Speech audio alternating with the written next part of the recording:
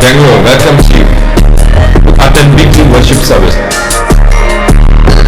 Come and experience the life-changing power of the Word of God in every area of your life with Pastor Ramesh, Pastor Shashankar and Sister Meera. Sunday service, morning first service, 7 a.m. to 9 a.m. Second service, 9 a.m. to 11 a.m. Third service, 11 a.m. to 1 p.m. Evening service, 6 p.m. to 8 p.m. Tuesday service, evening Bible study, 7 to 8:30 p.m.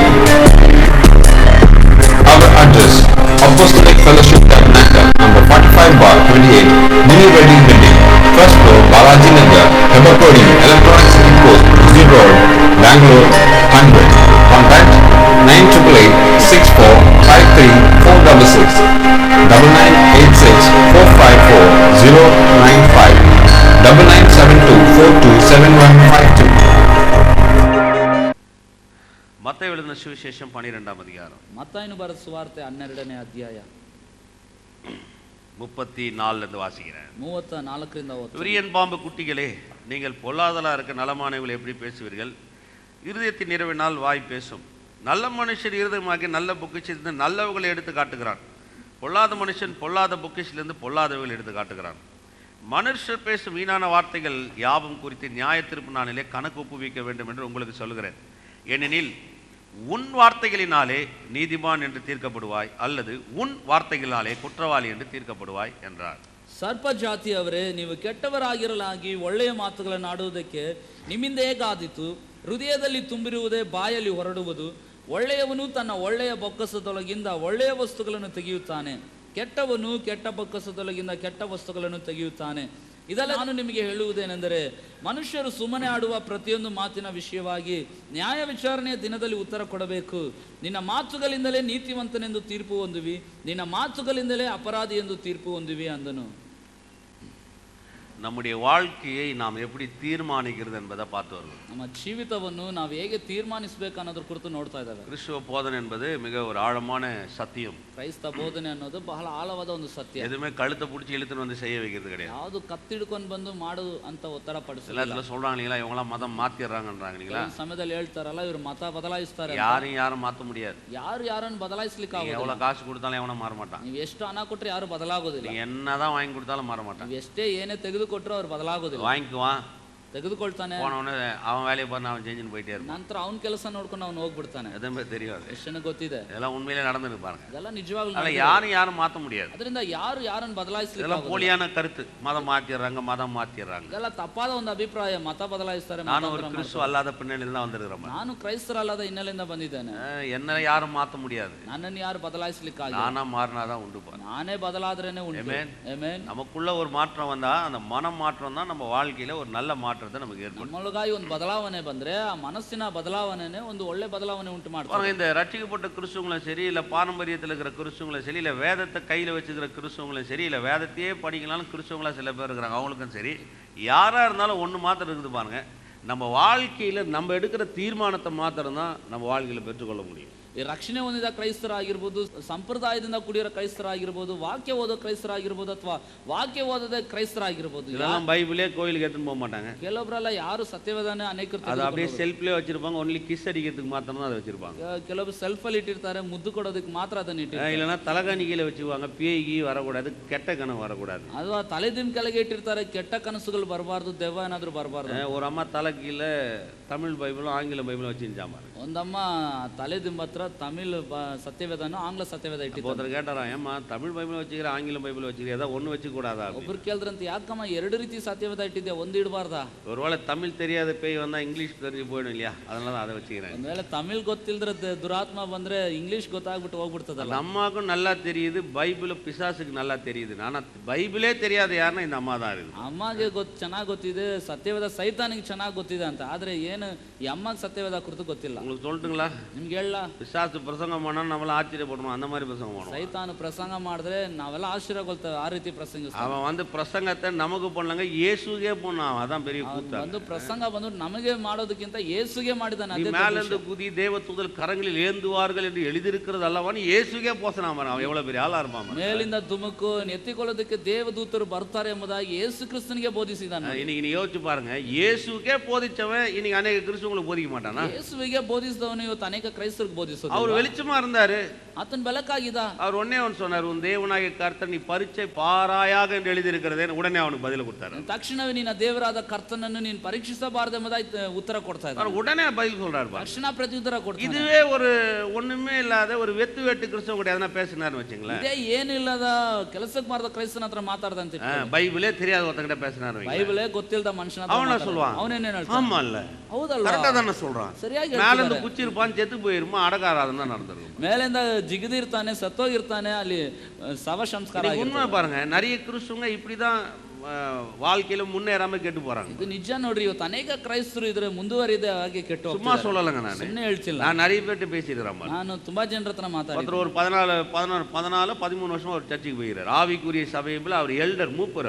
ಅವರು 13-14 ವರ್ಷಗಳಿಂದ ಒಂದು ಸಭೆಯಲ್ಲಿದ್ದಾರೆ. ಅವರು ಸಭೆ ವಿಶ್ವಾಸಿ ಅನ್ನೋದಕ್ಕಿಂತ ಸಭೆ ಹಿರಿಯರು. சமீபத்துல அவருக்கு ஒரு பெரிய பிரச்சனை பாருங்க. ಸಮೀಪದಲ್ಲಿ ಅವ್ರಿಗೊಂದು ದೊಡ್ಡ ಸಮಸ್ಯೆ. அவருடைய நண்பர் மூலியமா என்கிட்ட சொல்லி, இந்த மாதிரி பாஸ்டர் ப்ளீஸ் வாங்க. நான் யார் வீட்டுக்கும் போறதில்ல பாருங்க, வரவங்க வீட்டுக்கே போக முடியுது, எனக்கு நேரம் கிடையாது. இவர் வீட்டுக்குலாம் நான் எங்க போறது? இவர் ரொம்ப என்ன எக்ஸ்கியூஸ் பண்ணி கூட்டு போனார். ரொம்ப பிரச்சனை இருக்கிறாரு, நீங்க வாங்கல அப்படி. ಅವರು ನನಗೆ ತುಂಬಾ ಒತ್ತಾಯ ಮಾಡಿದ್ರು. ಯಾಕಂದ್ರೆ ಬರೋರು ಸಭೆ ಮನೆಗಳಿಗೆ ಹೋಗೋದಿಲ್ಲ, ಇವ್ರ ಮನೆಗೆ ಹೋಗೋದು. ತುಂಬಾ ಒತ್ತಾಯ ಪಡಿಸಿದ್ರಿಂದ ಅವ್ರ ಮನೆಗೆ ಹೋಗಿದೆ. சரி போனா அவர் பேசினார் பாருங்க. ಹೋಗಿದ್ದೆ, ಅವ್ರು ಮಾತಾಡಿದ್ರು. நான் டோட்டலா எல்லாத்தையும் ஸ்டாப் பண்ணிடலான்னு இருக்கிறேன். ನಾನು ಸಂಪೂರ್ಣವಾಗಿ ಎಲ್ಲ ನಿಲ್ಲಿಸ್ಬಿಡೋಣ ಅಂತ கை கட்டின்னு எல்லாம் போனவொன்னு நல்லா கையில ஒரு கிளாஸ் நிறைய டீ கொடுத்தாங்க, குடிச்சுனே அவர் சொல்றதை கேட்டுனேன். ಹೋಗಿದ ತಕ್ಷಣ ಒಂದು ಲೋಟ ತುಂಬಾ ಟೀ ಕೊಟ್ಟರು, ಅದು ಕುಡಿತಾನೆ. ಅವ್ರು ಹೇಳೋದು உடனே அவர் ஸ்டார்ட் பண்ணிட்டாரு. ತಕ್ಷಣ ಅವರು ಪ್ರಾರಂಭಿಸಿದ್ರು, கோவமா பேச ஆரம்பிச்சிட்டாரு. ಕೋಪದಿಂದ ಮಾತಾಡ್ಲಿಕ್ಕೆ ಪ್ರಾರಂಭಿಸಿದ್ರು. நான் கோயிலுக்கு போறதே ஸ்டாப் பண்ண போறேன், ನಾನು ಆಲಯಕ್ಕೆ ಹೋಗೋದೇ ನಿಲ್ಲಿಸ್ಬಿಟ್ಟೆ, பைபிள் படிக்கிறதை ஸ்டாப் பண்ண போறேன், ಸತ್ಯವೇದ ಓದೋದು ನಿಲ್ಲಿಸ್ಬಿಟ್ಟೆ. 13 வருஷமா நான் மூப்பரா இருந்தேன், அந்த போஸ்டை நான் ரிசைன் பண்ண போறேன். 13 ವರ್ಷಗಳ ಕಾಲ ಸಭೆ ಹಿರಿಯನಾಗಿದೆ, ಆ ಪದವಿನೂ ನಿಲ್ಲಿಸ್ಬಿಡ್ತೇನೆ. இனி வந்து பாருங்க, ಇನ್ನು ಬಂದು ನೋಡಿ, நான் வந்து எனக்கு என்ன தோணுதோ அதை நான் செஞ்சுக்கிறேன். ನನಗೇನು ತೋರಿಸ್ತದೋ ಅದನ್ನ ಮಾತ್ರ ಮಾಡ್ಕೊಳ್ತೇನೆ. நான் சொன்னேன், ரொம்ப நல்லது பிரதர், ನಾನು ಹೇಳ್ದೆ ತುಂಬಾ ಒಳ್ಳೇದು டீ ಬ್ರದರ್, ரொம்ப நல்லா இருந்துச்சு, ಟೀ ತುಂಬಾ ಚೆನ್ನಾಗಿತ್ತು, அதை குடிச்சு ரசிச்சுட்டு இருந்தேன். ಅದನ್ನ ಕುಡಿದು ಸವಿತಾ இப்ப என்னத்துக்கு என்ன கூப்பிட்டீங்க? ಇದಕ್ಕೆ ಯಾಕೆ ನನ್ನನ್ನು இதை ಕರೆದಿಲ್ಲ? சொல்றதுக்கு நான் என்ன, நீங்க ரிசைன் பண்ணும்போது லெட்டர் வாங்குறதுக்கு நான் வந்திருக்கிறேன். நான் இவர் மூப்பர் போஸ்டை விட்டுற போறாரு, இவர் லெட்டர் வாங்கிட்டு அவங்க பாஸ் கிட்ட கொடுக்கறதுக்கு நான் வந்திருக்கேன். ಇದನ್ನ ನೀವು ಹೇಳಿ ರಾಜೀನಾಮಾ ಪತ್ರ ಕೊಡಕ ಅದನ್ನ ಸ್ವೀಕರಿಸಲಿಕ್ಕೆ ನಾನು ಬಂದಿದ್ದೇನೆ. அப்புறம் நீங்க வரலன்னு உடனே நான் போய் ஆண்டவரே இந்த ஆத்மாவை எப்படி ஆதரச்சி ஐயான்னு உபவாசத்தில் நிக்க போறேன்னு நினைக்கிறீங்க? கண்டிப்பா கிடையாது. ನೀವು ಬರೋದಿಲ್ಲ ಅಂತ ಹೇಳಿದ್ರೆ ನಾನು ಉಪವಾಸದಲ್ಲಿ ಇತ್ತು ದೇವರೇ ಈ ಆತ್ಮನ ರಕ್ಷಿಸ ಅಂತ கண்ணீரோட உனக்காக நான் ஜெபம் பண்றேன் பாரு அப்படின்னு நான் கூட சொல்ல வந்தேன், அதுவும் கிடையாது. ಕಣ್ಣೀರಿನಿಂದ ನಾನು ಪ್ರಾರ್ಥನೆ ಮಾಡ್ತೇನೆ ನಿಮ್ಗೋಸ್ಕರ ಅಂತ ಹೇಳಲಿಕ್ಕೆ ಬಂದೆ, ಅದೂ ಇಲ್ಲ. நீங்க வரலன்னா பரலோகம் மூடிடாது. ನೀವು ಬರೆದಿದ್ರೆ ಪರಲೋಕ நீங்க ಮುಚ್ಚೋದಿಲ್ಲ. போஸ்டர் ரிசைன் பண்ணா கர்த்தர் அப்படியே மன உருகி அப்படியே ஐயோ இப்படி பண்ணிட்டானே நாங்க மாறச்சின்னு அழ போறதும் கிடையாது. ನಿಮ್ಮ ಪದವಿ ರಾಜೀನಾಮೆ ಕೊಟ್ರೆ ದೇವರು ಎದೆ ಬಡ್ಕೊಂಡು ಅಯ್ಯೋ ಈ ರೀತಿ ಮಾಡ್ಬಿಟ್ನಲ್ಲ ಅಂತ ಅಳೋದೂ ಇಲ್ಲ. உங்களுக்கு பிரச்சனை என்னன்னு சொல்லுங்க, என்னால முடிஞ்ச பதில் சொல்றேன். இந்த வீராப்பெல்லாம் காமிக்க கூட, இதெல்லாம் வந்து வீண் பேச்சு, இதெல்லாம் வந்து தேவையில்லாத வீராப்பு. ಸಮಸ್ಯೆ ಏನಂತ ಹೇಳಿ ಅದನ್ನು ಬಗೆಹರಿಸೋದಕ್ಕೆ ನಾನು ಪ್ರಯತ್ನ ಪಡ್ತೇನೆ. ಈ ರೀತಿ ಬೇಡವಾದ ಕಾರ್ಯ ಅಲ್ಲ. இதெல்லாம் பெரிய சிஎம் போஸ்டா அவங்கள மூப்பரா வச்சுங்கிறது, இவர் வேணான உடனே அப்படியே அப்படியே ஒரு மாநிலமே அதிர்றதுக்கு அப்படியே பேப்பர்லாம் வந்து உங்களை போட்டு டிவியை காமிக்கிறதுங்க. ಮುಖ್ಯಮಂತ್ರಿ ಪದವಿನ ರಾಜೀನಾಮೆ ಮಾಡ್ಲಿಕ್ಕೆ ಎಲ್ಲರೂ ಹಾಗೆ ಭಯ, அதெல்லாம் நடக்க போறது கிடையாது. ಅದೆಲ್ಲ ಏನು ನಡೆಯೋದಿಲ್ಲ. நீங்க ஓனா என்ன உங்க பிரச்சனைக்கு ஓனா நான் பதில் சொல்றேன். ಇನ್ನು ಸಮಸ್ಯೆಗೆ ಬೇಕಾದ್ರೆ ಪ್ರತ್ಯುತ್ತರ ಕೊಡ್ತೇನೆ. சொல்லிட்டு உடனே கேட்டார் பாருங்க. ತಕ್ಷಣ 13 வருஷம் கோயிலுக்கு போறேங்க, 13 ವರ್ಷಗಳಿಂದ ಆಳಕ್ಕೆ ಹೋಗ್ತಾನೆ. பாருங்க இந்த பிரச்சனை தான் வெளியில வர வேலை. ಸಮಸ್ಯೆಯಿಂದ ನಾನು ಹೊರಗಡೆ ಬಂದಿಲ್ಲ. அப்படியா? ಹೌದಾ? பைபிள் எடுங்க, ಸತ್ಯವೇದ ತೆಗಿರಿ, எபேசியரை போய் பாருங்க, ಎಫೆಸದವರು எபேசியர் நிருபத்தை எடுங்க. ಎಫೆಸದವರು ಪತ್ರಿಕೆಯನ್ನು ತೆಗೆದುಕೊಳ್ಳಿ. உடனே பைபிள் எடுத்தார் பாருங்க, ತಕ್ಷಣ ಬೈಬಲ್ ತೆರೆದ್ರು, ஃபர்ஸ்ட் பேஜுக்கு வந்தாரு. ಮೊದಲನೇ ಪೇಜಿಗೆ ಬಂದ್ರು. எபேசியருக்கு போய் எங்க இவர் ஃபர்ஸ்ட் பேஜுக்கு போயிட்டு இருக்காரு. ಎಫೆಸದವರ ಪತ್ರಿಕೆ ಮೊದಲನೇ ಪೇಜಿಗೆ போயிட்டு ஆதியாகமத்துல கை வைக்கிறாரு, ಆದಿಕಾಂಡದಲ್ಲಿ ಹೋಗಿ அப்படியே பார்த்துட்டு வராரு. நானும் அமைதியா உட்கார்ந்து டீ குடிச்சுட்டு தான் இருக்கிறேன் பாருங்க. ನಾನು ಸುಮ್ಮನೆ ನೋಡ್ತಾ இந்த ಟೀ கூத்தெல்லாம் ಕುಡಿತೀನಿ. எனக்கு தெரியும்ல. ಮನುಷ್ಯನ ಆಟ ಎಲ್ಲ ಗೊತ್ತಿಲ್ಲ. ஆதியாகமத்துல ஆரம்பிச்சு மல்கியா முடிச்சு மத்தேயுல ஆரம்பிச்சு எபேசியருக்கு வந்து அப்புறம் போய் அந்த பேஜ் நம்பரை பார்த்து திறக்கிறதுக்குள்ள பாருங்க நான் டீயை குடிச்சு முடிச்சிட்டேன். நான் ಆದಿಕಾಂಡದಿಂದ ಅಲ್ಲಿ ಮಲಾಕಿಗೆ ಬಂದು ಮಲಾಕಿನ ಮತ್ತಾಯನಿಂದ ಪ್ರಾರಂಭಿಸಿ ಎಫೆಸದವರಿಗೆ ಬರೋಷ್ಟಿಗೆ ನಾನು ಟೀ ಕುಡಿದೇ ಮುಗಿಸಿದ್ದೇನೆ. நான் கேட்டேன், ನಾನು ಕೇಳಿದೆ, 13 வருஷமா மூப்பரா இருந்திருக்கிறியே, 13 ವರ್ಷಗಳ ಕಾಲ ಹಿರಿಯ என்ன வேலை செஞ்ச நீ? ಏನ್ ಕೆಲಸ ಮಾಡಿದಿ?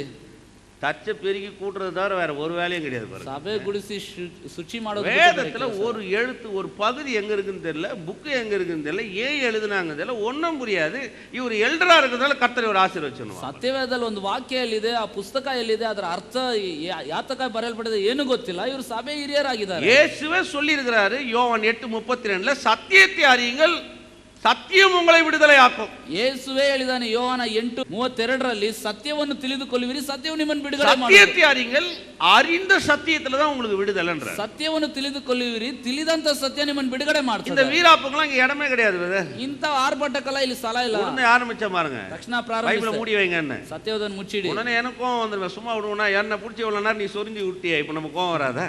ಸುಮ್ಮನೆ ಇದ್ದವನ್ನ ಈ ರೀತಿ ಕೆರೆದು ಬಿಟ್ಟಲ್ಲ. ಇವಾಗ கண்ணை மூணு பாருங்க, ஆதி ஆகமத்துல இருந்து அப்படியே வெளிப்படுத்துற விசேஷம் அந்த புக்கெல்லாம் சொன்ன அப்படியே ತಕ್ಷಣ ಕಣ್ಣು ಮುಚ್ಚಿದ ರೀತಿಯಲ್ಲಿ ಆದಿ ಕಾಂಡದ ಪ್ರಕಟಣೆವರೆಗೂ ಬಾಯ್ಪಾಟರು ಅಂತ ಹೇಳ್ತಾರೆ. புத்தகத்தில் இருக்கிற சில வசனங்கள் அப்படியே சொன்ன பாருங்க. ಆ ಪುಸ್ತಕದಲ್ಲಿ ಇರುವ ಕೆಲವೊಂದು ಪುಸ್ತಕಗಳ ರೀತಿಯಲ್ಲಿ ಹೇಳ್ತಾರೆ. சிலலாம் அப்படியே பேச ஆரம்பிச்சாங்க, ಹಾಗೆ ಮಾತಾಡ್ಲಿಕ್ಕೆ அப்படியே பார்த்துட்டாரு. ಹಾಗೆ ನೋಡ್ತಾ ಇದ್ರು. அவர் பிறந்ததுல இருந்தே கிறிஸ்துவர். ಅವರು ಹುಟ್ಟಿದಂದಿನಿಂದಲೇ. நான் 23 வயசுல தான் பைபிளை முதல்ல தொட்டேன். ನಾನು 23ನೇ ವಯಸ್ಸಿನಲ್ಲಿ ಮೊಟ್ಟ ಮೊದಲು அவரை பார்த்து கேட்டேன், ಅವ್ರು ನೋಡಿ ಕೇಳಿದೆ, பிறந்ததுல இருந்தே நீ கிறிஸ்துவன். ಹುಟ್ಟಿದಂದಿನಿಂದ ஒரு முறையாவது எடுத்து அந்த ஆதி ஆகமத்துல இருந்து வெளிப்படுத்தின விசேஷம் எத்தனை புத்தகம் இருக்குன்னு அதை எண்ணி பாத்தியா நீ? ಒಂದು ಸಾವಿರ ಆದಿ ಕಾಂಡದಿಂದ ಪ್ರಕಟಣೆವರೆಗೂ ಎಷ್ಟು ಪುಸ್ತಕ ಇದೆ ಅಂತ. பழைய ஏற்பாடு புதிய ஏற்பாடு என்ன தெரியுமா? ಹಳೆ ಒಡಂಬಡಿಕೆ ಅಂದ್ರೆ ಹೊಸ ಒಡಂಬಡಿಕೆ. ஏதோ ஒரு ஆவிக்குரிய சபையில போய் அவன் ஞானஸ்தானம் கொடுத்தா, ஞானஸ்தானம் எடுத்துட்டு அவங்க உன்னை போஸ்ட் கொடுத்து உன்னை எல்டர் ஆகிட்டான்னு நீ சேர்ல உட்காந்து ஆணித்தனமா அங்க பேசிட்டு இருக்கிற, ஒரு வசனமும் தெரியாது, அந்த வசனத்துல வியாக்கணமும் தெரியாது, இப்போ வருகிற பிரச்சனையில இருந்து எப்படி வெளியில வர்றதுன்னு தெரியாது, அந்த பிரச்சனைக்கு பதிலும் தெரியாது. இப்போ கோபம் மட்டும் கர்த்தர்கிட்ட காட்டுறீங்க. ಆತ್ಮಿಕ ಸಭೆಗೆ ಸೇರ್ಬಿಟ್ಟು ಅಲ್ಲಿ ದೀಕ್ಷಾ ಸ್ಥಾನ ಕೊಟ್ಟರು, ಒಂದು ಪದವಿ ಕೊಟ್ಟರು ಅಂತ ಕುರ್ಚಿಯಲ್ಲಿ ಕುಳಿತುಬಿಟ್ಟು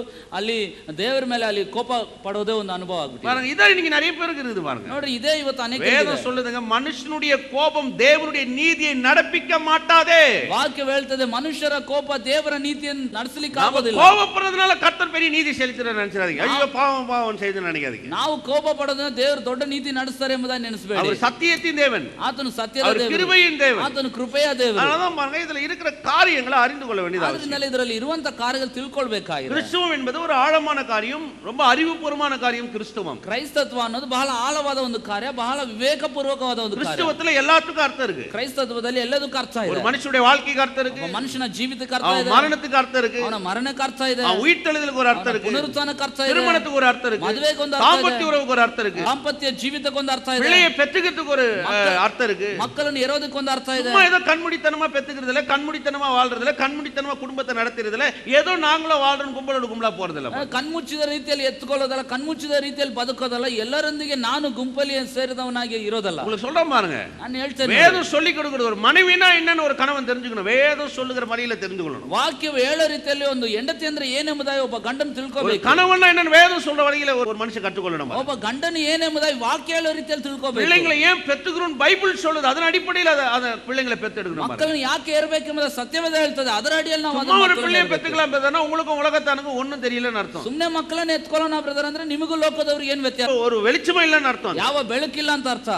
இது எல்லாமே வேதத்தின் அடிப்படையில் தீர்மானத்தின் அடிப்படையில் வர வேண்டிய காரியமா இருக்கு. ಇವೆಲ್ಲವೂ ಸತ್ಯವೇದ ಅಡಿಯಲ್ಲಿ ತೀರ್ಮಾನದ ಅಡಿಯಲ್ಲಿ ಬರಬೇಕಾದ ಕಾರ್ಯ. கர்த்தர் ரொம்ப நல்லவர். ಆದ್ರಿಂದ ಕರ್ತನ್ ತುಂಬಾ ಒಳ್ಳೆಯವನು. உங்க வாழ்க்கையை தீர்மானிக்கிறதுக்கு உங்க கையில அவர் முழு அதிகாரத்தை, முழு ரைட்ஸ் உங்ககிட்ட கொடுக்கிறார். ನಿಮ್ಮ ಜೀವನದಲ್ಲಿ ನೀವು ತೀರ್ಮಾನಿಸಲಿಕ್ಕಾಗಿ ಪೂರ್ಣವಾದ ಅಧಿಕಾರವನ್ನು ರೈಟ್ಸ್ ಅನ್ನು ದೇವರು ನಿಮಗೆ ಕೊಟ್ಟಿದ್ದಾನೆ. இருக்கணும்னா இப்படி இருக்கலாம், ನೀವು ಈಗ ಇರಬೇಕಾದ್ರೆ இப்படி வாழலாம், ಈಗ ಬದುಕಬೇಕಂದ್ರೆ ಬದುಕಬಹುದು, இப்படி முன்னேறணும்னா அப்படி முன்னேறலாம், ಈ ರೀತಿ ಮುಂದುವರಿಬೇಕಂದ್ರೆ ಮುಂದುವರಿಬಹುದು. நீங்க எந்த அளவுக்கு உங்க வாழ்க்கையின் உச்ச நிலையில உயர்வை கண்டடைய நினைக்கிறீங்களோ அந்த அளவுக்கு உச்ச நிலையில உயர்வை கண்டடையலாம். ನೀವು ಎಲ್ಲಿಯವರೆಗೆ ಈ ತುದಿ ಮಟ್ಟದ ಉನ್ನತಿಗೆ ಹೋಗ್ಬೇಕಂತ ಅನಿಸ್ತೀರೋ ಅಲ್ಲಿಯವರೆಗೆ ಆ ತುದಿ ಮಟ್ಟದ ಉನ್ನತಿಗೆ ಹೋಗಬಹುದು. சாதிக்கணும்னா சாதிக்கலாம், ಸಾಧಿಸಬೇಕಂದ್ರೆ ಸಾಧಿಸಬಹುದು. சோம்பேறியா இருந்து செத்து போறோம்னா சோம்பேறியா இருந்து செத்து போலாம். ಸೋಮಾರಿಯಾಗಿದ್ದು ಸತ್ತೋಗ್ಬೇಕಂದ್ರೆ ಸೋಮಾರಿಯಾಗಿ ಸತ್ತೋಗ. உங்களை யாரும் தடுக்க போறது கிடையாது. ನಿಮ್ಮನ್ನು ಯಾರು ತಡೆ ಮಾಡೋದಿಲ್ಲ.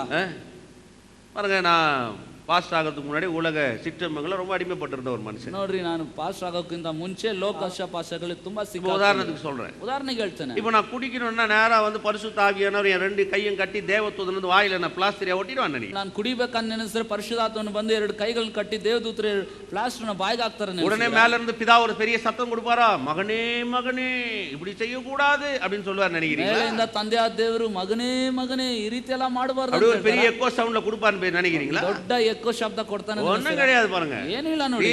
தீர்மானிச்சு அவ்வளவுதான். ತೀರ್ಮಾನಿಸಿದ್ರೆ ತೀರ್ಮಾನಿಸ್ಕೊ. ஏன்னா வேதமே சொல்லுது நன்மையும் தீமையும் உனக்கு முன்பாக இருக்கு. ಯಾಕಂದ್ರೆ ವಾಕ್ಯವೇ ಹೇಳ್ತದೆ ಶುಭವು ಕೆಟ್ಟದ್ದು ನಿನ್ನ ಮುಂದಾಗಿದೆ. நீ சுகித்து வாழும்படி நன்மையை தெரிந்து கொள்ள. ನೀನು ಜೀವದಿಂದ ಬದುಕಿಕೊಳ್ಳೋದಕ್ಕಾಗಿ ಜೀವವನ್ನೇ ಆರಿಸಿಕೊ.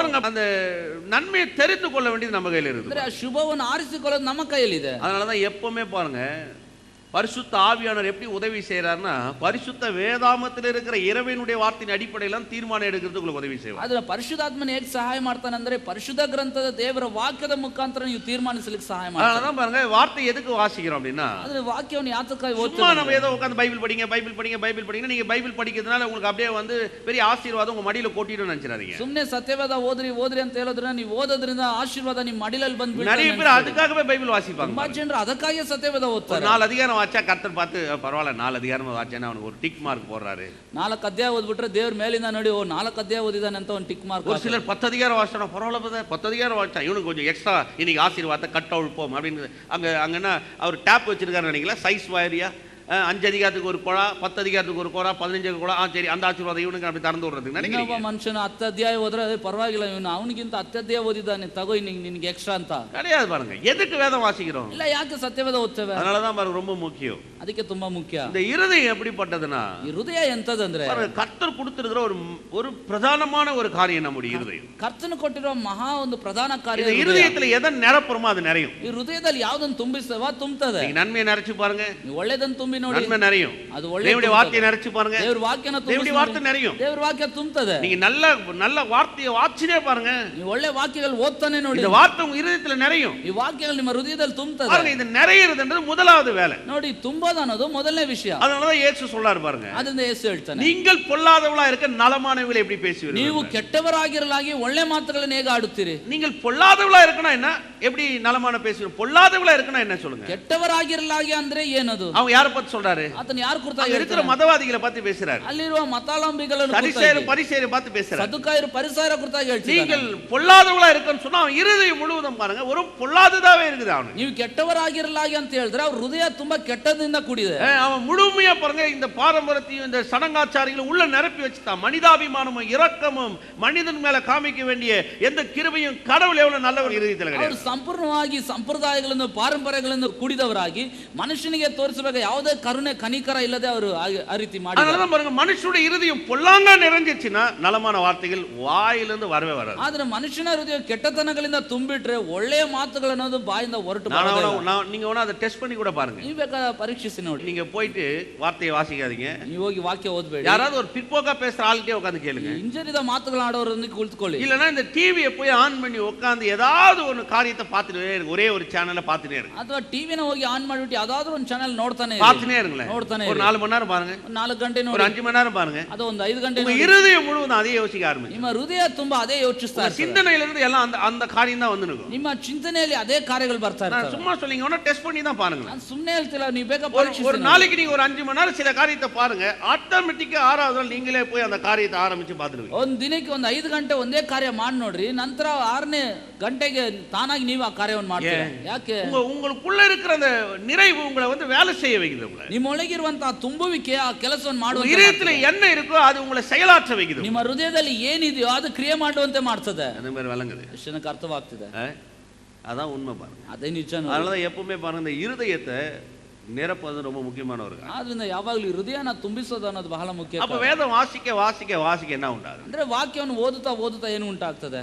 உங்க இருதயம் தேவனுடைய வார்த்தையினால் நிரம்ப ஆரம்பிக்கும். ನಿಮ್ಮ ಹೃದಯವು ದೇವರ ವಾಕ್ಯದಿಂದ ತುಂಬಲಿಕ್ಕೆ உங்க ಪ್ರಾರಂಭ. இருதய தேவனுடைய வாயத்தை நிரப்பும் பொழுது ನಿಮ್ಮ ಹೃದಯವು ದೇವರ ವಾಕ್ಯದಿಂದ ತುಂಬುವಾಗ வாய் ನಿಮ್ಮ ಬಾಯಿ பாருங்க எப்பவும் தேவனுடைய வார்த்தையை தானாவே பேசாது. ನೋಡ್ರಿ, ಯಾವಾಗಲೂ ದೇವರ ವಾಕ್ಯ ತಾನಾಗೆ ಮಾತಾಡ್ತಾರೆ. அப்ப நீங்க எடுக்க வேண்டிய தீர்மானமும் ಅಂದ್ರೆ ನೀವು ತೆಗೆಯುವಂತ ತೀರ್ಮಾನವು உங்க வாழ்க்கையோட உயர்வையும் நீங்களே தீர்மானிக்க கூடிய அளவுக்கு உங்க இருதயத்தில் இருக்கிற வார்த்தையும் உங்க வாயினால் ஒரு வார்த்தை உங்களுக்கு உதவி செய்யும். ನಿಮ್ಮ ಜೀವಿತವನ್ನು ತೀರ್ಮಾನಿಸುವ ಮಟ್ಟಿಗೂ ನಿಮ್ಮ ಹೃದಯದ ಮಾತುಗಳು, ಬಾಯಿಂದ ಹೊರಡುವ ಮಾತುಗಳು ಅದು ಸಹಾಯ ಮಾಡ್ತವೆ. ಆಮೆನ್. ಆಮೆನ್.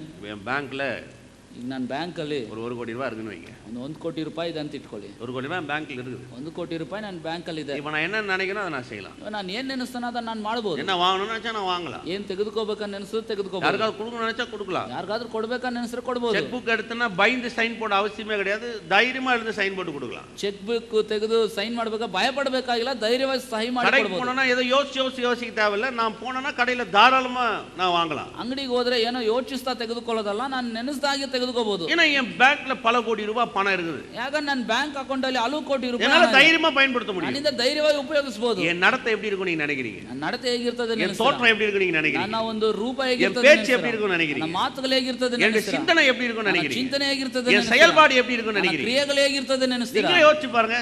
ಯೋಚಿಸಿ இப்போ ನೋಡಿ. நான் ஒரு ஷாப்பிங் காம்ப்ளெக்ஸ் போறேன். ಒಂದು ಶಾಪಿಂಗ್ எப்படி ಕಾಂಪ್ಲೆಕ್ಸ್ போக நினைக்கிறீங்க? ಹೇಗೆ ಹೋಗ್ತಾನೆ? பயந்து போய் ಭಯ ಪಟ್ಟು ஒருவேளை கொடுப்பீங்களா மாட்டீங்களா ಕೊಡ್ತಿರೋ ಇಲ್ವೋ அப்படியே யோசிச்சு நினைக்கிறீங்க? ಆ ರೀತಿ ಯೋಚಿಸ್ತಾನೆ. ஒரு ஹோட்டலுக்கு போறேன். ಒಂದು ಹೋಟೆಲ್ಗೆ ಹೋಗ್ತಾನೆ. நேரா போய் மெனுவை எடுத்து நான் ஐட்டமை பார்ப்பேனா ரேட்டை பார்ப்பேனா? ನೇರಾಗಿ ಮೆನುನ ತೆಗೆದು ಅಲ್ಲಿ ಐಟಮ್ ನೋಡ್ತಾನ ಅಥವಾ ರೇಟ್ ನೋಡ್ತಾನ? எதை பார்ப்பேன்? ಯಾವ್ದನ್ನ ನೋಡ್ತಾನೆ? உங்களுக்கு எதை பார்ப்பேன்? ಹೇಳಿ ಯಾವ್ದನ್ನ ನೋಡ್ತಾನೆ? எவ்வளவு முதல்ல ரேட்டை பார்த்துக்கலாம் பிரதர் அப்படியே பார்ப்பேன் நினைக்கிறீங்க? ಮೊದಲು ರೇಟ್ ನೋಡ್ಕೊಳ್ಳೋಣ. கிடையவே கிடையாதுங்க. ಇಲ್ಲವೇ ಇಲ್ಲ ರೀ. ஐட்டத்தை படிப்பேன். ಮೊದಲು ಐಟಮ್ அது பிடிச்சிட்டு ஆர்டர் பண்ணுவேன். ಅದು ಇಷ್ಟವಾದ್ರೆ ஏன்னா என் கையில நிறைய பணம் இருக்குதுங்க. ನನ್ನ ಬಳಿ ತುಂಬಾ ಹಣ ಇದೆ. இப்போ நான் பாருங்க எங்க போனாலும் தைரியமா ಈಗ போவேன். ನಾನು ಎಲ್ಲಿ ಹೋದ್ರೂ ಧೈರ್ಯದಿಂದ என் ಹೋಗ್ತೇನೆ. நட ரொம்ப பிரகாசமா இருக்கும். ನನ್ನ ನಡತೆ என் தோற்றம் நல்ல வெற்றியா இருக்கும். ನನ್ನ ರೂಪನ ಜಯಕರವಾಗಿ என் பேச்சு ரொம்ப அதிகாரமுள்ள பேச்சா இருக்கும். ನನ್ನ ಮಾತುಗಳು ಬಹಳ ಅಧಿಕಾರದ பேக் ಮಾತುಗಳಾಗಿರ್ತವೆ. பண்ணீங்களா இல்லீங்களா?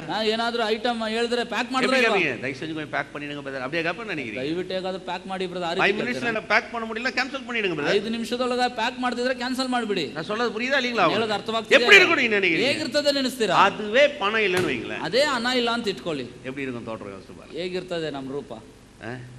ஷாப்பிங் காம்ப்ளெக்ஸ் போகும்போது பேன்னு போக வேண்டியது. ಶಾಪಿಂಗ್ ಕ್ಲಾಸ್ ಹೋಗುವಾಗ பாத்தீங்களா பட்டிக்காட்டா மிட்டாய் கடையை முறைச்சு பார்த்த மாதிரி ಅಲ್ಲಿ ಅವನು போய் சில நேரத்துல துணி எடுக்கும்போது டேக திருப்பி பார்க்க வேண்டியது. ಬಟ್ಟೆ ತೆಗೆದುಕೊಳ್ಳುವ ಟ್ಯಾಗ್ ಅನ್ನು ತಿರುಗಿ அது நம்ம அவன் பார்க்கறான்னு அசிங்கமா இருக்கும்னு சொல்லிட்டு முதல்ல துணியை பார்க்குற மாதிரியே அப்படியே லைட்டா டேக பார்க்கும். ಅಂಗಡಿಯವನು ನೋಡಿ ಬೇಸರ ಮಾಡ್ಕೊಳ್ತಾನೆ ಅಂದ್ರೆ ಬಟ್ಟೆ ನೋಡೋ ರೀತಿಯಲ್ಲೇ ಟ್ಯಾಗ್ ನೋಡೋದು. இதெல்லாம் உங்களுக்கு எப்படி தெரியும்? நான் அப்படி இருந்த ஆள் தான். ಇದೆಲ್ಲ ಹೇಗೆ ಗೊತ್ತು ಪಾಸ್ಟ್ ಅಂದ್ರೆ ನಾನು ಆಗಿದ್ದೆ. உண்மைதானே? ನಿಜ ತಾನೆ? நிறைய பெரிய பாருங்க சில இடத்துல ஏரோ ஷர்ட்லாம் வாங்கணும்னு போவேன். ஒரு காலத்துல ரொம்ப ஆசையா இருக்கும். ಒಂದು ಕಾಲದಲ್ಲಿ ಆರೋ ಶರ್ಟ್ ತಗೋಬೇಕಂತ ತುಂಬಾ ಆಸೆ ಇರ್ತಿತ್ತು. லூயி பிலிப்லாம் போகணும்னு ஆசை. ಲೂಯಿಸ್ ಫಿಲಿಪ್ ಎಲ್ಲ ಆಗ್ಬೇಕಂತ ಆಸೆ. அப்பலாம் வந்து ரொம்ப கஷ்டம். ஊழிய ஆரம்பிச்ச புதுசு அதெல்லாம். ಬಹಳ ಸೇವೆ ಪ್ರಾರಂಭಿಸಿದ ಸಮಯ ತುಂಬಾ ಕಷ್ಟ. போனோன்னா போய் அந்த பில்ல பார்க்கணும்னா திருப்பி பார்க்க வேண்டியிருக்கும். ಆ ಬಿಲ್ ಅನ್ನು ನೋಡುವಾಗ ತಿರುಗಿಸಿ ನೋಡ್ಬೇಕು. அவன் பார்க்கறானா இல்லையான்னு பார்க்கணும். ಅವ್ನು ನೋಡ್ತಾನ ಇಲ್ವಾ ನೋಡಿ. ஏன்னா அவன் பார்த்தானா அது ஒரு கேவலமாயிடும் நமக்கு. ಅವ್ನು ನೋಡ್ಬಿಟ್ರೆ ಅದೊಂದು இவன் காசு இல்லாத ஒரு ஆள் தான் நம்ம நினைச்சிட கூடாது இல்லையா? ಓ ಇವನು ಹಣ ಇಲ್ಲದ ವ್ಯಕ್ತಿ ಅಂತ ಅವ್ರು சும்மாவே போய் 4 முறை அப்படி நடக்கணும் இப்படி நடக்கணும். ಸುಮ್ಮನೆ ಈ ಕಡೆ ಆ ಕಡೆ 4 ಕಡೆ பாத்தீங்களா? ஆனா அதே காசு இருக்கும்போது ಕಾಸು ಇರುವಾಗ ಆ ರೀತಿ ಅಲ್ಲ. ಅದ ಮೇಲೆ விளங்குது. ವಿಷಯಕ್ಕೆ ಅರ್ಥವಾಗ್ತಿದೆ. இது அப்படியே வார்த்தைக்கு வாசம். ಇದು ಹಾಗೆ ವಾಕ್ಯಕ್ಕೆ ಬನ್ನಿ. உங்க இருதயத்துல வார்த்தை நிறைஞ்சிருந்துச்சுன்னு வைங்களேன். ನಿಮ್ಮ ಹೃದಯದಲ್ಲಿ ವಾಕ್ಯ ತುಂಬಿತ್ತಂತ ಇಟ್ಕೊಳ್ಳಿ. ஒரு நாள் கூட நீங்க கவலைப்பட மாட்டீங்க. ಒಂದು ದಿವಸ ನೀವು ಚಿಂತೆ ಪಡೋದಿಲ್ಲ. கவலை என்பது உங்க அகராதிலே வராது. ಚಿಂತೆ ಅನ್ನೋದು ನಿಮ್ಮ ನಿಘಂಟಲ್ಲೇ ಇರೋದಿಲ್ಲ. இருதயத்துல வார்த்தை நிரம்பிருச்சுன்னு வைங்களேன். ನಿಮ್ಮ ಹೃದಯದಲ್ಲಿ ವಾಕ್ಯ ತುಂಬಿತ್ತಂತ ಇಟ್ಕೊಳ್ಳಿ. நான் சொல்றேன். ನಾನು ಹೇಳ್ತೇನೆ. என்ன பிசாசுடைய காரியங்களோ என்ன சோதனையோ என்ன அழுத்தமோ எவ்வளோ மோசமான சூழ்நிலையோ எதை குறித்து நீங்க யோசிக்க ಯಾವ ಸೈತಾನ ಕಾರ್ಯ ಯಾವ ಶೋಧನೆ ಎಷ್ಟೋ ಮೋಸಕರವಾದ ಪರಿಸ್ಥಿತಿ ಯಾವುದರ ಕುರಿತು ನೀವು ಚಿಂತಿಸೋದಿಲ್ಲ. என்ன அழுத்தமா இருந்துன்னு போட்டாங்க. ಎಂತ ಒತ್ತಡವಾಗಿ எவ்வளவு பிரச்சனைனா ಎಷ್ಟೇ ಸಮಸ್ಯೆಗಳಿರಲಿ உங்க இருதயத்துல வார்த்தை நிறைஞ்சிருச்சுன்னு வைங்க. ನಿಮ್ಮ ಹೃದಯದಲ್ಲಿ ವಾಕ್ಯವು ತುಂಬಿತ್ತಂತ ಇಟ್ಕೊಳ್ಳಿ. சொல்றேன் பாருங்க. ನಾನು ಹೇಳ್ತೇನೆ ನೋಡಿ. உங்களுடைய ஆவிக்குரிய ಧ್ವನಿயே ரொம்ப ஸ்டைலா இருக்கும். ನಿಮ್ಮ ಆತ್ಮಿಕ ಧ್ವನಿ ಅನ್ನೋದೇ ಬಹಳ ಶೈಲಿಯಿಂದ ಇರ್ತದೆ. ಆಮೆನ್. ಆಮೆನ್. ಅದನ್ನ ಬೇರೆ விளங்குது. ಎಷ್ಟು ಜನಕ್ಕೆ ಅರ್ಥವಾಗ್ತಿದೆ? யோசிக்கவே மாட்டீங்க. ಯೋಚಿಸೋದೇ ಇಲ್ಲ. வேலைக்கு போறனே சம்பளம் வருமா வராதா? ಸಂಬಳ ಬರುತ್ತಾ ಇಲ್ಲ? சம்பளம் பத்த மாட்டேங்குதே. ಸಂಬಳ ಸಾಕಾಗ್ತಿಲ್ಲ. ஐயோ எப்படி இதை வச்சு நான் காலம் தள்ளுவேன்? ಅಯ್ಯೋ ಇದನ್ನ ಇಟ್ಕೊಂಡು ಹೇಗೆ ஐயோ எப்படி பிள்ளைங்களுக்கு ஃபீஸ் வருது? ಮಕ್ಕಳಿಗೆ ಫೀಸ್ ಬರ್ತದೆ. ஒரு சொந்த இடம் வாங்கினா கூட பலாயிரம் முறை யோசிக்க வேண்டியதா? ಒಂದು ಸ್ವಂತ ಸ್ಥಳ ತೆಗೆದುಕೋಬೇಕು ಸಾವಿರಾರು ಸರಿ ಯೋಚಿಸಬೇಕಾಗಿದೆ. உண்மைதானே? ನಿಜ ತಾನೇ? ஏன்னா காலடி எடுத்து வைக்க முடியாது. ಕಾಲ್ ತೆಗೆದು ಇಡ್ಲಿಕ್ಕೆ ಆಗ್ತಿಲ್ಲ. உள்ள உங்களுக்கு வார்த்தை நிறைஞ்சிருச்சுன்னு வைங்களேன். ಒಳಗೆ ವಾಕ್ಯ ತುಂಬಿತ್ತಂತ ಇಟ್ಕೊಳ್ಳಿ. சொல்றேன் பாருங்க. ಹೇಳ್ತೇನೆ ನೋಡಿ. வருமானம் கம்மியா இருந்தா கூட ನಿಮ್ಮ ಬರುವಂತ ಸಂಬಳ ಕಡಿಮೆ ಆಗಿದ್ರು உங்களுடைய தீர்மானம் ரொம்ப பெருசா இருக்கும். ನಿಮ್ಮ ತೀರ್ಮಾನ ಅನ್ನೋದು ಬಹಳ ದೊಡ್ಡದಾಗಿದೆ. இன்னைக்கு நான் இப்படி இருக்கிறேன் ஆண்டவரே. ಈ ದಿವಸ ನಾನು ಹೀಗಿದ್ದೇನೆ ದೇವರೇ. ஆனா ஒரு நாள் நான் இப்படி இருக்க போறது அல்ல. ಆದ್ರೆ ಬರುವ ದಿನಗಳಲ್ಲಿ ಈ ರೀತಿ ಇರೋದಿಲ್ಲ. 1996 நான் ரட்சிக்கப்பட்டேன் பாரு. 1996ರಲ್ಲಿ ರಕ್ಷಣೆ ಹೊಂದಿದೆ. எனக்கு அப்போ இருந்தே பர்ஸ் வைக்கிற பழக்கம். ನನಗೆ ಆಗ್ಲಿಂದಲೇ ಪರ್ಸ್ ಇಡುವಂತ ಒಂದು ಅಭ್ಯಾಸ. பாத்தீங்களா, என் பர்ஸ்ல ஒண்ணுமே இருக்காது. ನನ್ನ ಪರ್ಸಲ್ಲಿ ಏನು ಇರ್ತಿದ್ದಿಲ್ಲ. ஒரு என் ஃப்ரெண்ட் என் பர்ஸ் எடுத்து கிண்டல் அடிக்கிறான், ஒண்ணுமே இல்லாத உனக்கு எதுக்குடா பர்ஸ் அப்படின்னு. ಒಂದ್ಸರಿ ನಾನು ಪರ್ಸ್ ತೆಗೆದು ನನ್ನ ಸ್ನೇಹಿತ ನೋಡಿ ಏನು ಇದರಲ್ಲಿ ಇಲ್ಲ, ನಿನಗೆ ಯಾಕಪ್ಪ ಪರ್ಸ್ நான் சொல்ல, இன்னைக்கு வேணா என் பர்ஸ் இப்படி இருக்கலாம், ನಾನು ಅವ್ನಿಗೆ ಹೇಳ್ದೆ ಈ ದಿವಸ ಬೇಕಾ ನನ್ನ ಪರ್ಸ್ ಈ ರೀತಿ. ஆனா ஒரு நாள் என் பர்ஸ் நீ திறந்தீனா பாரு, 100 ரூபாய் நோட்டுகளும் 1000 ரூபாய் நோட்டுகளும் 500 நோட்டு இருக்கும். ಒಂದ್ ದಿವಸ ನೀನ್ ನನ್ನ ಪರ್ಸ್ ತೆರೆದು ನೋಡುವ 100 ರೂಪಾಯಿ ನೋಟುಗಳು, 1000 ರೂಪಾಯಿ ನೋಟು, 500 ರೂಪಾಯಿ ನೋಟುಗಳು நான் வச்சிருப்பேன், நீ வேணா நீ பாரு. ನಾನು ಇಟ್ಟಿರ್ತೇನೆ, ನೀನ್ ಬೇಕಾದ್ರೆ ನೋಡು. அப்போ நான் சொல்லும் போது நீங்க பாத்தீங்கன்னா அதுல 5 ரூபாய் கூட கிடையாது. ಆಗ ನಾನು ಆ ಮಾತನ್ನ ಹೇಳುವಾಗ ನನ್ನ ಪರ್ಸಲ್ಲಿ 5 ರೂಪಾಯಿ ಇಲ್ಲ. 96ல ನಾನು ಹೇಳ್ತಿರೋದು 96ರಲ್ಲಿ. என் பர்ஸ் எடுக்கும் போதெல்லாம் அந்த ஜெபம் பண்ணுவேன். ಪರ್ಸ್ ಅನ್ನು ತೆಗಿವಾಗಲ ಪ್ರಾರ್ಥನೆ ಮಾಡ್ತೀನಿ, ದೇವರೇ இந்த பர்ஸ் ಅನೇಕருக்கு கொடுக்கக்கூடிய அளவுக்கு எப்போ இந்த பர்ஸ்ல பணம் இருக்கும். ದೇವರೇ ಈ ಪರ್ಸ್ ಅನ್ನು ಅನೇಕರಿಗೆ ಕೊಡುವ ಮಟ್ಟಿಗೆ ಈ ಪರ್ಸ್ ಅಲ್ಲಿ ಹಣ ಇರ್ತದೆ. பர்ஸ் வெறுமே இருக்காதாண்டா, ನನ್ನ ಪರ್ಸ್ ಬರಿದಾಗಿರೋದಿಲ್ಲ. கர்த்தரே கூட இருக்கிறவரையும் எல்லா ஐஸ்வர்யம் நிறைவே என் பர்ஸ்ல இருக்கும் ஆண்டவரே. ಕರ್ತನು ನನ್ನೊಂದಿಗೆ ಇರುವಷ್ಟು ಕಾಲ ಎಲ್ಲಾ ಪರಿಪೂರ್ಣತೆ ಎಲ್ಲಾ ತುಂಬುವಿಕೆ ಪರ್ಸ್ ಅಲ್ಲಿ ಇರ್ತದೆ. என் பர்ஸ் ஒரு நாள் வற்றாதாண்டா, ನನ್ನ ಪರ್ಸ್ ಎಂದಿಗೂ ಬತ್ತಿ ಹೋಗೋದಿಲ್ಲ. என் பர்ஸ் வந்து ஈசாக்கு வெட்டின ரெகபோத் மாதிரி இருக்கும் ஆண்டவரே. ನನ್ನ ಪರ್ಸ್ ಈಸಾಕನು ತೋಡಿದ ರೆಹಬೋತ್ ಅಂತ நீர் ஊற்று மாதிரி இருக்கும் ஆண்டவரே, ನೀರಿನ ಬುಗ್ಗೆ ಅಂತ ಇರ್ತದೆ. இன்னைக்கு கூட உங்களுக்கு சொல்றேங்க, ಈ ದಿನವರೆಗೂ ನಾನು என் ಹೇಳ್ತೇನೆ, பர்ஸ் வத்தி போனதா பார்க்கவே முடியாது. ನನ್ನ ಪರ್ಸ್ ಬತ್ತಿ ಹೋಗಿದ್ದಾಗಿ ನೀವು ನೋಡ್ಲಿಕ್ಕೆ ಆಗೋದಿಲ್ಲ. ஆமென். ಆಮೆನ್. தைரியமா சொல்றேன் உங்களுக்கு, ಧೈರ್ಯವಾಗಿ ಹೇಳ್ತೇನೆ என் ನಿಮಗೆ. வைஃப் கிட்ட சொல்லுவேன், ನನ್ನ ಹೆಂಡತಿ ಬಗ್ಗೆ என் ಹೇಳ್ತೇನೆ, பர்ஸ் மாத்திரம் நீ காலி பண்ணி காமிச்சு, ನನ್ನ ಪರ್ಸ್ ಅನ್ನು ಮಾತ್ರ ನೀನು ಖಾಲಿ ಮಾಡಿ ತೋರಿಸು. சேலஞ்ச் பண்றேன் உனக்கு. ನೀನು ಸವಾಲು நீ ಹೊಡ್ತೇನೆ, காலி பண்ணாலும் அது வந்துனே இருக்கும் பாரு. ನೀನು ಖಾಲಿ ಮಾಡುವಷ್ಟು ಅದು ಬರ್ತಾ ಇರ್ತದೆ. ಆಮೆನ್. உண்மை பாருங்க, ஏன்னா நமக்குள்ள ஒரு நிறைவு இருக்கணும். ನಿಜ ನೋಡ್ರಿ, ನಮ್ಮೊಳಗೆ ಒಂದು நான் காசை போய் கொண்டு போய் சொருகல, அதுல ನಾನು ಕಾಸನ್ನು ತೆಗೆದುಕೊಂಡು ಹೋಗಿ ಸೇರಿಸ್ತಾ ಇಲ್ಲ. இருதயத்துல என்ன இருக்குதோ அது வெளியில வரும் பாருங்க. ಹೃದಯದಲ್ಲಿ ಏನಿರ್ತದೋ ಅದು ಹೊರಗೆ ಬರ್ತಾ ಇರ್ತದೆ. குறைவுகள் எல்லாவற்றையும் கிறிஸ்து இயேசுவுக்குள் அவர் நிறைவாக்குகிறார். ಕೊರತೆಗಳ ಎಲ್ಲವನ್ನು ಕ್ರಿಸ್ತ ಯೇಸುವಿನಲ್ಲಿ ಆತನು ಪೂರ್ಣಗೊಳಿಸ್ತಾನೆ. அவர் ஐஸ்வரியத்தின் மகிமையின்படி என்னை நிறைவாக்குகிறார். ಆತನು ತನ್ನ ಪ್ರಭಾವದ ಐಶ್ವರ್ಯಕ್ಕೆ ತಕ್ಕಾಗಿ ನಿವಾರಿಸ್ತಾನೆ. எப்பவும் நம்ம சிந்தனை வந்து தீர்மானத்தை எடுக்கக்கூடிய சிந்தனையா இருக்கும். ಯಾವಾಗಲೂ ನಮ್ಮ ಚಿಂತನೆ ತೀರ್ಮಾನವನ್ನು ತೆಗೆಯುವಂತ ಚಿಂತನೆ ಆಗಿರಬೇಕು. அப்படி சிந்தனை வரும்போது தான் நான் சொல்றேன் பாருங்க, வெற்றி வாழ்வு உண்டாகாது. ಆ ರೀತಿಯ ಚಿಂತನೆ ಬರುವಾಗಲೆಲ್ಲ ನಾನು ಹೇಳ್ತೇನೆ ನೋಡ್ರಿ, ಜಯಕರವಾದ ಜೀವಿತ ಉಂಟಾಗ್ತದೆ. ಆಮೆನ್. ಯೆಶಾಯ 26 1 ರಿಂದ 3 வரையும் வாசிக்கிறேன். ಯೆಶಾಯ 26 1 ರಿಂದ 3 ವಾಕ್ಯಗಳವರೆಗೂ ಓದ್ತೇನೆ. அக்காலத்திலே யூதா தேசத்தில் பாடப்படும் பாட்டாவது, பெலனான நகரம் நமக்கு உண்டு, ரட்சிப்பையே அதுக்கு மதிலும் அரணுமாக ஏற்படுத்துவார். ಆ ದಿವಸದಲ್ಲಿ ಯೆಹೂದ ದೇಶದೊಳಗೆ ಈ ಗೀತವನ್ನು ಆಡುವರು, ನಮಗೆ ಬಲವಾದ ಪಟ್ಟಣವಿದೆ, ಯೆಹೋವನು ತನ್ನ ರಕ್ಷಣೆಯನ್ನು ಕೋಟೆಯನ್ನಾಗಿಯೂ ಹೊರಪೌಳಿಯನ್ನಾಗಿಯೂ ಮಾಡಿದ್ದಾನೆ. சத்தியத்தை கை கொண்டு வருகிற நீதி உள்ள ஜாதி உள்ளே பிரவேசிப்பதற்காக வாசல்களை திறவுங்கள்.